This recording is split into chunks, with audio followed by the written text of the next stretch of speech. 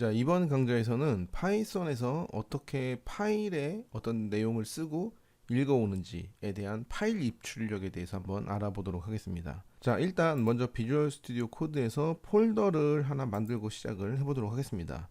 자, 10이라는 폴더를 만들고 여기에 샘플로 사용할 파일을 02-new file.py 파일을 만들었습니다. 자, 일단 파이썬에서 파일에 관해서 어떤 내용을 쓰던 아니면 파일에 있는 어떤 내용을 읽어오던지 간에 모든 시작은 자, 이 오픈이라는 함수를 써서 사용을 하는데, 자, 일단은 첫 번째 인자 매개 변수에다가는 파일의 경로를 작성을 해줍니다. 자, 예를 들어서 test 언더바 file.txt라는 경로를 주고, 그리고 그 뒤에 이 파일을 어떻게 할지를 결정하는데, 자, 일단 이 뒤에 들어가는 옵션에 대해서는 책의 내용을 잠깐 보면 자, 이런 식으로 정리를 해놓은 내용이 있습니다. 이 모드에 해당하는 값을 줘야 되는데, 자, R 모드는 이제 디폴트 값으로 만약에 아무것도 입력을 하지 않으면 R 모드로 동작을 한다는 얘기입니다. 이 R 모드는 파일의 내용을 읽어올 때 사용하는 모드로 보시면 되고, 자, 그와 반대로 W 모드는 write의 개념으로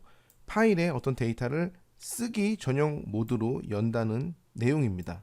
그리고 이제 그 추가적으로 뭐 A라는 옵션은 이제 파일을 추가 전용 모드로 연다는 얘기인데, 기존에 어떤 내용이 작성되어 있는 상태라면 그 내용을 유지한 맨 뒤에 새로운 내용을 추가하는 그런 모드로 동작을 하게 됩니다. 자, 그리고 이렇게 read, write, 뭐 A는 append라고 쓰겠죠.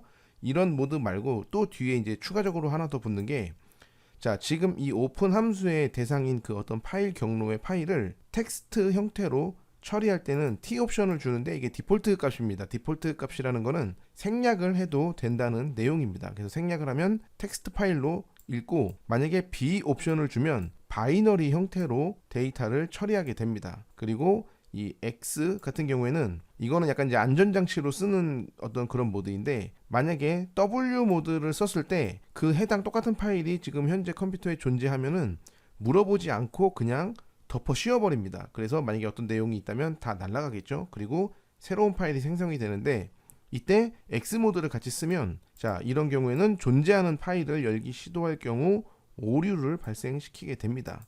그리고 이 플러스 모드는 파일을 읽기도 할 수 있고 쓸 수도 있게 열 수 있는 그런 기능을 제공하고 있습니다. 자, 그래서 다시 비주얼 스튜디오 코드로 와서 저희는 지금 이 파일이 존재하지 않기 때문에 일단 W 모드로 읽어서 파일에 새로운 내용을 작성을 하도록 하겠습니다. 자, 이렇게 그냥 기본적으로 W만 쓰면은 사실 이거는 WT 모드로 동작을 한다는 내용입니다. 이 T는 텍스트 파일을 의미했죠. 만약에 B 같은 경우에는 바이너리 형태로 처리를 한다는 얘기고, 이런 식으로 어쨌든 모드는 문자열 형태로 전달을 해주면 됩니다. 자, 어쨌든 이렇게 해서 생성된 객체를 어딘가에 저장을 해야겠죠. 그러면은 자, 파일이라는 변수에 저장을 해서 file.write 함수를 써서 어떤 내용, 안녕하세요 라는 문자열을 저장할 수 있습니다. 자, 그리고 파일을 이렇게 쓰면서 가장 중요한 내용 중에 하나는, 이렇게 파일 객체가 열리고 다 작성을 했으면 반드시 클로즈 함수를 써서 이 객체를 닫아줘야 됩니다. 그렇지 않으면 여기서 열기만 하고 작성만 했으면 이 닫아주는 내용이 만약에 없다 그러면 다른 프로그램에서 이 파일에 접근을 못하는 경우가 생길 수도 있습니다. 그러면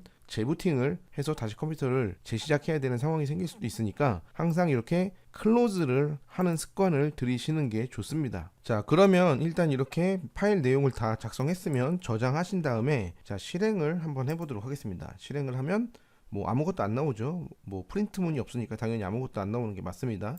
자, 그런데 이 왼쪽에 보시면 테스트 파일이 이렇게 생성이 되어 있는 거를 볼 수 있습니다. 이 비주얼 스튜디오 코드에 보시면 이렇게 테스트 파일이 생성되어 있는 걸 확인할 수 있는데, 자, 보시면 이 파일의 경로를 보면 저희는 지금 이 02-new 파일은 이 10 폴더 밑에 이렇게 존재하는데, 테스트 파일은 저희가 따로 경로를 주지 않았으니 파이썬 스터디 폴더에 그 이 경로에 저장이 된다는 사실도 조금 기억을 하셔야 됩니다. 자, 이게 왜 이렇게 이 경로에 저장이 되냐면, 저희가 여기서 만약에 새 터미널을 열면 지금 이 명령 프롬프트 상에서 표기되는 폴더는 C 루트 파이썬 스터디입니다. 물론 이 02-new file.py는 이 C 폴더 밑에 있지만 실제 이 터미널 상태의 작업 경로라고 하는데, 이 작업 경로는 C 파이썬 스터디 이 경로가 작업 경로이기 때문에 그냥 경로 없이 new 언더바 파일을 생성하라고 하면 이 작업 경로, 현재 작업 경로에다 파일을 생성하기 때문에 이렇게 테스트 파일이 저장되었다는 사실을 조금 기억을 하고 계시는 게 좋습니다.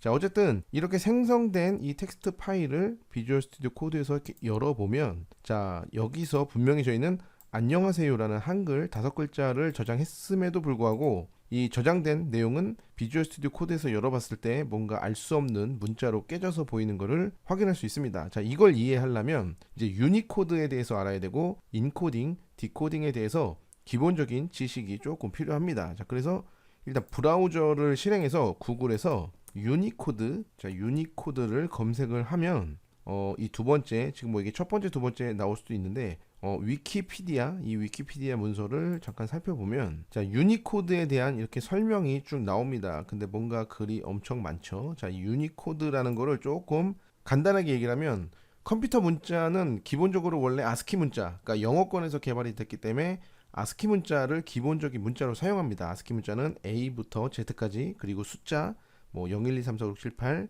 9, 그리고 거기에 해당하는 특수 문자 몇 가지 정도를 포함하는 아스키 문자인데, 자, 아스키 문자는 1바이트를 사용합니다. 저희가 전 시간에 뭐 비트 연산할 때 잠깐 그 용량에 대해서 얘기를 했는데, 이런 아스키 문자는 기본적으로 1바이트를 사용하는데, 문제는 한글 같은 문자를 1바이트 안에 집어넣을 수 있는 방법이 없다는 겁니다. 그래서 굉장히 오랜 기간 동안 여러 가지 문자 세트가 개발이 됐는데, 현재는 그런 모든 다국어를 하나의 문자로 통일해서 표현하고 있는 그 문자표가 유니코드라는 문자표를 사용합니다. 그래서 한글은 이 U 플러스 AC00부터 시작을 하는데, AC00이면 뭐 이쯤 나오지 않을까요? 자, 이쯤을 보면은 여기서 쭉 내리다 보면 뭐 알 수 없는 문자들이 많죠. 자, AC를 찾아보면 AC00 여기 있죠. 자, 여기서부터 가부터 시작을 하죠. 자, 한국 사람이면 다 알죠. 가나다라부터 배우기 때문에 가부터 시작을 하고 순서대로 쭉 있습니다. 그래서 마지막 글자는 힝이라는 글자인데 발음하기 되게 어려운 글자입니다. 생긴 거 보시면 맨 밑으로 쭉 내려볼까요? 어디까지 나오나? 자, 여기를 넘어가죠. 그러면 넘어가서 AC00 이쪽까지 넘어가겠죠. 그러면 쭉 한글이 나오는데 태어나서 처음 보는 글자들도 많죠. 자, 여기도 넘어가네요. 그러면 여기까지 한번 가볼까요? 여기까지 가보면, 자, 여기도 한글이 나오고 있고, 자, 끝이 여기서 끝납니다. 자, 보시면 힝 맞죠? 이거 힝이라고 읽는 게 맞나요? 자, 이거를 어떻게 발음하는지 한번 저한테 좀 알려주셨으면 좋겠습니다. 자, 어쨌든 이런 식으로 유니코드 안에서의 한글은 이렇게 표현하는데, 요거를 잠깐 테스트를 좀 해보면 IDLE를 실행해서, 자, CHR이라는 함수가 있는데, 자, CHR, 자, 가로 열고, 자, 여기에 이 유니코드 표상에 이 주소 값을 입력을 해주면 됩니다. 근데 이게 16진수니까, 자, 0x를 앞에 붙이고, 예를 들어서 요거를 한번 볼까요? 요 D770. 자, 요렇게 입력을 하면 거기에 해당하는 한글이 나옵니다. 반대로 한글에 대한 유니코드를 찾아내려면 ORD라는 함수를 써서 여기에 예를 들어서 가, 이런 식으로 10진수 형태로 나오는데, 뭐 이 10진수를 16진수로 바꾸면, 자, 16진수로 바꿔볼까요? 자, ORD에 가를, 자, 이렇게 하면 10진수가 나오겠죠. 근데 이 나온 10진수 값을 16진수로 바꾸려면 이렇게 헥스 함수를 쓰면, 자, 이런 식으로 0x AC00이라는 값이 나왔습니다. AC00은 아까 저희가 처음에 유니코드 표상에 위치한 가의 시작 위치 값입니다. 자, 이런 식으로 어쨌든 한글은 유니코드 상으로 표현할 수 있습니다. 물론 지금 유니코드를 가지고 얘기를 한 것이, 유니코드 말고도 몇몇 가지의 문자 세트가 있는데, 자, 이런 문자 세트를 어떻게 저장할지에 대한 내용이 바로 인코딩, 그리고 그렇게 저장된 내용을 다시 불러올 때 원래 문자 세트로 변환하는 그 과정을 디코딩 한다고 얘기를 합니다. 자, 유니코드, 지금 저희가 쓴 한글 유니코드 데이터를 인코딩하는 방식은 현재 제일 많이 사용되는 게 UTF 방식을 많이 사용합니다. 그 UTF 뒤에는 뭐 8비트로 처리하느냐, 뭐 16비트로 처리하느냐에 따라서 뭐 UTF-8, 뭐 UTF-16, 아니면은 뭐 사인드가 돼 있다. 그럼 뭐 사인드 UTF-16, 사인드 UTF-8 뭐 이런 식으로 뭐 여러 가지로 나뉘는데 저희가 여기에 지금 이 파일에 저장시킬, 자 W로 했으니까 저장시킬 문자 세트를 어떻게 저장하라고 명시를 해주지 않았기 때문에 얘는 기본적으로 저희가 사용 중인 한글 윈도우의 문자 세트를 따라서 저장을 합니다. 그런데 비주얼 스튜디오 코드는 유니코드 데이터를 다 UTF-8로 처리를 하기 때문에 문자 세트가 저장된 방식과 불러온 방식이 다르기 때문에 이런 식으로 깨져서 보인다는 이 내용을 설명을 드리려고 지금 계속 이야기를 한 내용입니다. 자, 만약에 여기서 파일 탐색기 표시를 해서 방금 저장한 이 테스트 언더바 파일을 자 윈도우 메모장으로 열면 아무 문제 없이 나오죠. 아까 얘기했듯이 저희가 따로 어떤 문자 셋, 어떤 인코딩을 쓰라고 명시를 하지 않았기 때문에 한글 윈도우가 쓰는 그 문자 셋에 대한 인코딩 방식을 따라서 저장을 했기 때문에 한글 윈도우 메모장은 아무 문제 없이 불러올 수 있게 되는 그런 내용입니다. 자, 그러면 저희가 이거를 비주얼 스튜디오 코드에서 아무 문제 없이 볼 수 있게 하려면 단순히 인코딩을 UTF-8로 이렇게 지정을 해주면 됩니다. 자, 다시 실행을 해보면 자 똑같이 아무 문제 없이 실행이 됐고 그대로 이걸 다시 읽어보면 자 이번에는 아무 문제 없이 불러와지는 걸 확인할 수 있습니다. 물론 이렇게 저장되어 있는 파일은 윈도우 메모장에서도 아무 문제 없이 불러와집니다. 이 윈도우 메모장 오른쪽 하단에 보시면 여기 현재 파일에 문자 세트 정보가 나옵니다. 여기 보시면 UTF-8로 나오고 있죠. 아까 이 UTF-8로 저장을 하지 않았을 때는 ANSI라고 표기가 되어 있었을 겁니다. 자, 어쨌든 이런 식으로 저장을 할 수 있다. 인코딩 방식을 지정을 해야 한글이 문제없이 저장이 되고 다른 프로그램들에서 문제없이 불러올 수 있다. 이 내용을 조금 기억을 해 주셨으면 좋겠습니다. 자, 어쨌든 이런 식으로 파일을 저장할 수 있고 파일에 어떤 여러 가지 내용을 저장할 때는 이 write를 계속 이렇게 써주면 됩니다. 그러면 저장할 수 있고 물론 write에 한 줄에 여러 줄을 띄울 때는 뭐 예를 들어서 write 함수에 안녕하세요 그리고 엔터를 치고 싶다 그러면 여기서 escape 문자를 써주면 됩니다. 반갑습니다. 이런 식으로 처리해서 사용할 수 있습니다. 여기서 지울까요? 그리고 다시 실행을 해서 보면 자 문제없이 저장된 걸 확인할 수 있죠. 자 여기 보시면 안녕하세요 안녕하세요 두 개가 붙어 있는 건 안녕하세요 안녕하세요입니다. 여기에 엔터가 없기 때문에 얘는 당연히 붙어서 나옵니다. 만약에 여기서 엔터를 띄워주고 싶다면 여기서 이런 식으로 escape 문자를 넣어줘야만 엔터가 적용이 된다는 사실도 이렇게 기억을 하셨으면 좋겠습니다. 자 그리고 이번에는 그러면 파일을 불러오는 방법에 대해서도 한번 이야기를 해야 되는데 자 파일을 새로 하나 만들까요? 이번에는 자 03-read 파일을 만들어서 똑같이 오픈으로 시작을 합니다. 자 오픈 그리고 경로는 얘는 테스트 파일.txt 방금 저희가 저장한 파일이죠. 자 여기서 불러올 때는 R 모드로 불러오면 됩니다. 이 말은 RT 모드로 불러온다는 얘기입니다. 텍스트 파일로. 자 그리고 얘도 생성된 객체를 어딘가에 저장을 해야겠죠. 변수에 이렇게 저장하신 다음에 불러오는 내용은 파일.read 함수를 쓰면 불러오는데 불러온 내용을 어딘가에 저장을 해야겠죠. 변수에. 자 이렇게 하고 역시나 파일을 다 썼으면 항상 클로즈를 해야 됩니다. W 모드일 때는 클로즈를 하고 R 모드일 때는 클로즈를 하지 않는 그런 게 아니라 항상 습관적으로 오픈을 했으면 무조건 클로즈를 해야 된다는 사실을 기억하셨으면 좋겠습니다. 자 그리고 밑에다가 이제 파일 내용을 데이터 프린트를 해보면 자 실행을 해보면 자 오류가 나죠. 왜냐면 저희는 여기서 인코딩 모드를 UTF-8로 줘서 저장을 한 파일인데 얘는 그냥 윈도우 시스템의 어떤 문자셋을 사용하고 있기 때문에 자 이런 식으로 유니코드 디코드 에러 자 CP949 코덱을 디코드 할 수 없다 뭐 그런 내용으로 오류가 났습니다. 그래서 얘를 불러올 때도 인코딩을 명시를 해 주셔야 됩니다. UTF-8은 대문자로 쓰셔도 되고 소문자로 써도 아무 문제 없습니다. 그래서 다시 실행을 해보면 자 이번에는 문제없이 불러오는 것까지 확인을 했습니다. 자 그러면 이번에는 파일 내용이 좀 긴 경우에는 어떻게 불러오는지 물론 파일 내용이 길어도 이 리드 함수로 한 번에 다 처리할 수도 있습니다. 그런데 사실 조금 권장되지 않는 이유는 만약에 어떤 텍스트 파일 용량이 뭐 5기가다. 근데 그 5기가의 내용을 자 리드 함수를 써서 읽으면 이 데이터 변수에 저장되어 있는 파일 내용이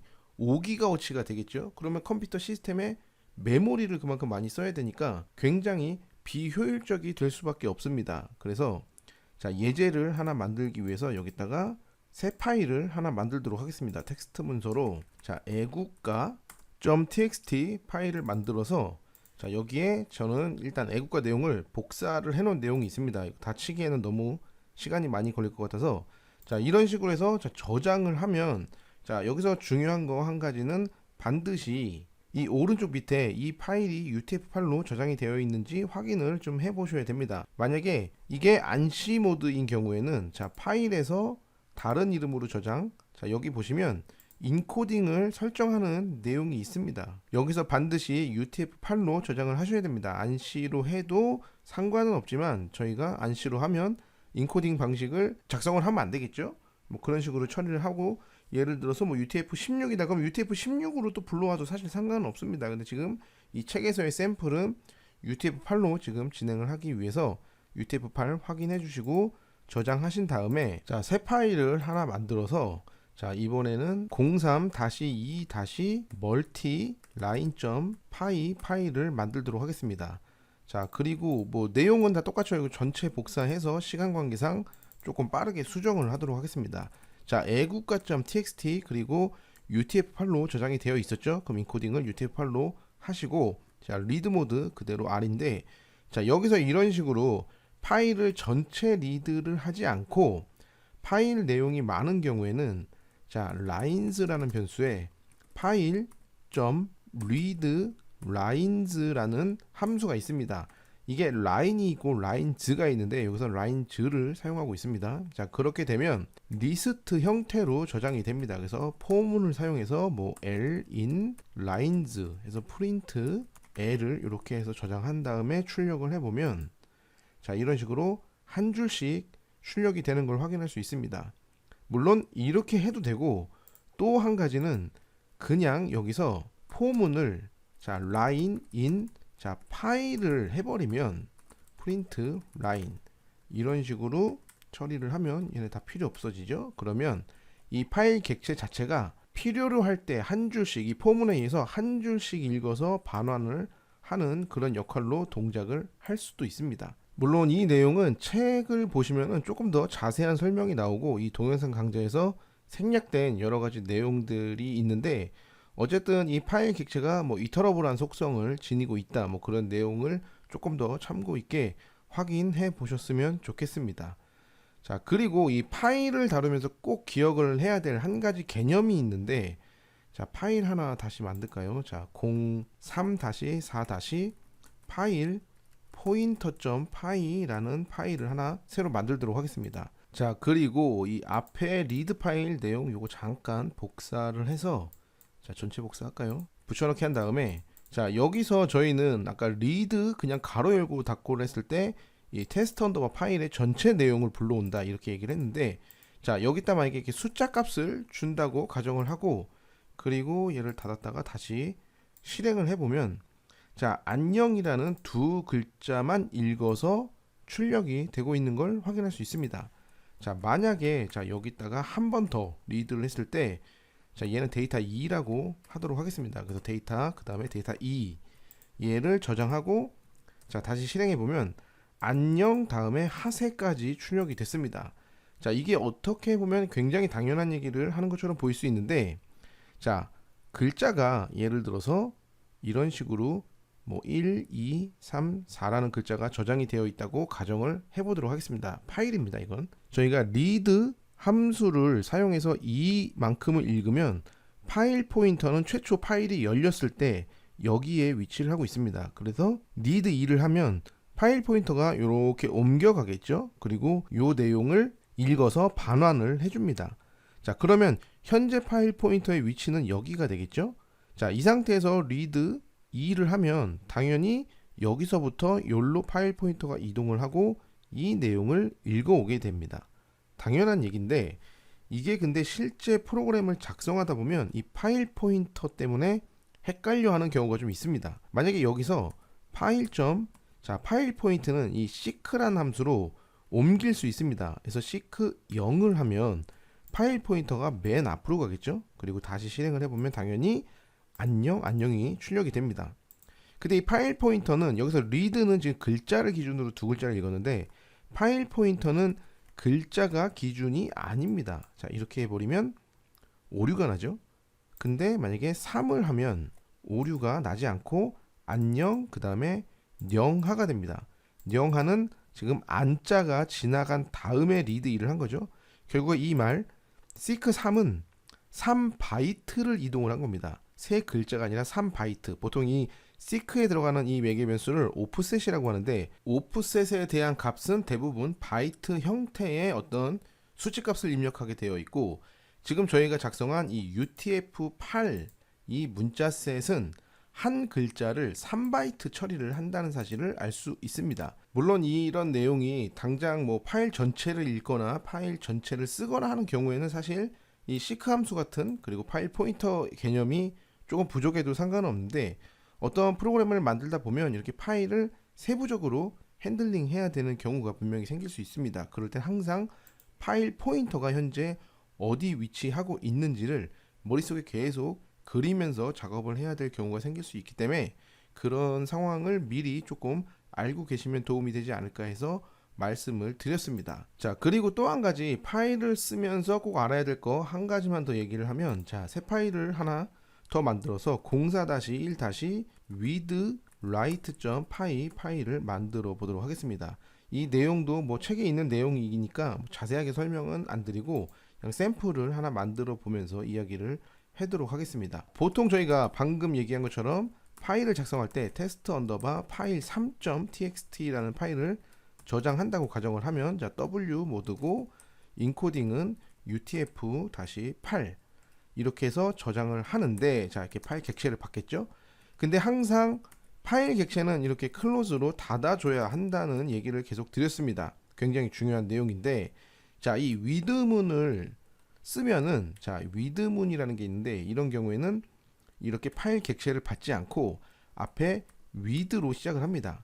그리고 위드 오픈 내용은 똑같고 자 얘를 자 as 문을 써서 어떤 이름으로 쓸 거냐 똑같이 파일이라고 써볼까요? 자 파일 그리고 끝은 콜론으로 끝내주면 됩니다. 자 이렇게 위드문을 쓸 때는 이렇게 객체를 클로즈 하지 않아도 됩니다. 그래서 여기서 바로 저희가 as 파일로 썼으니까 이게 변수명처럼 쓸 수 있습니다. 그래서 파일 .write 해서 어떤 내용을 안녕하세요 이렇게 작성을 하면 끝입니다. 클로즈 할 필요 없이 이렇게 쓸 수 있는데 사실 이 위드문은 뭐 꼭 파일 객체에만 쓰는 건 아니고 이거를 좀 자세하게 알려면 좀 알아야 될 게 굉장히 많아지긴 하는데 컨텍스트 매니저에 의해 클래스 내부에 구현된 그 특수 메서드 중에 엔터 그리고 엑시트 메서드를 호출해주는 역할을 한다고 합니다. 그 내용은 뭐 클래스 편에서 조금 공부를 하신 분들은 아 특수 메서드가 뭐겠구나라는 정도는 이해하실 수 있지 않을까 이렇게 생각을 하는데 어쨌든 그런 특수 메서드 중에 엔터와 엑시트 메서드를 호출을 해줍니다. 얘가 그럼 결국에 그 파일 객체 안에 엔터 메서드와 엑시트 메서드 안에 이 객체를 닫아주는 기능이 미리 구현이 되어 있다고 보시면 될 것 같습니다.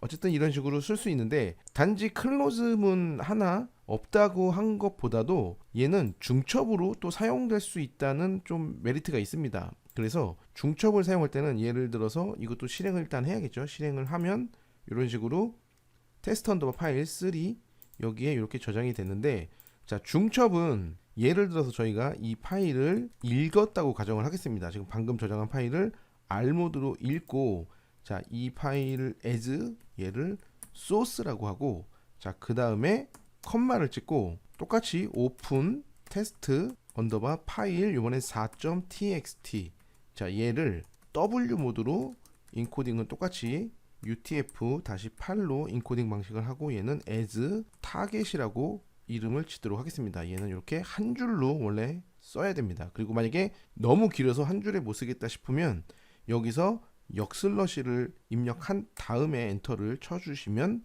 이렇게 줄내림을 할 수 있습니다. 이렇게 쓰고, 자, 그러면 저희가 여기서 뭘 할 수 있냐면, 자, 읽어온 파일은 소스죠. 그리고 쓰는 파일은 타겟입니다. 그래서 바로 여기서 타겟에, 자, 이건 쓰는 파일입니다. 쓰는데, 자, 라이트를 뭘 쓰냐면 소스를 읽어서 바로 쓸 수 있습니다. 그러면 파일 복사가, 자, 실행해 보면 일어난 것처럼 동작을 하겠죠. 자, 이런 식으로 여러 가지 조금 편리성을 위해서 사용될 수 있는 내용이니까 뭐 이런 것도 있구나 정도로 이해하시고 넘어갔으면 좋겠습니다. 자, 이렇게 이번 강좌는 여기서 마무리를 짓도록 하겠습니다.